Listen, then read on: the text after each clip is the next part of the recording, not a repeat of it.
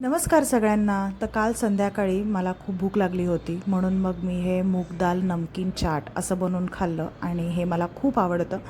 त्यानंतर 8 वाजता मी डिनरची तयारी करत होते. तर डिनरमध्ये या पुरणपोळ्या ज्या मला माझ्या सासूने दिल्या होत्या, त्या मस्तपैकी मी तुपामध्ये तूप लावून तव्यावरती खरपूस अशा भाजल्या. आणि ही आहे अळूवडी, जी मला माझ्या आईने दिली होती.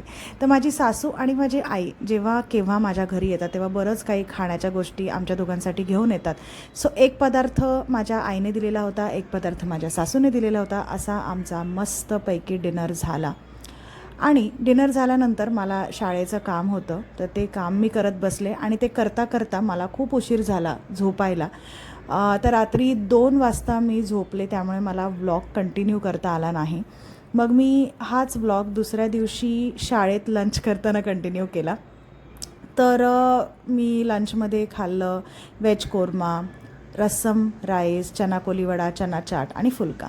आणि मी ना सध्या लेग्सचं वर्कआउट करते आहे, तर माझे पाय इतके दुखत होते की मला जिने पण उतरता येत नव्हतं.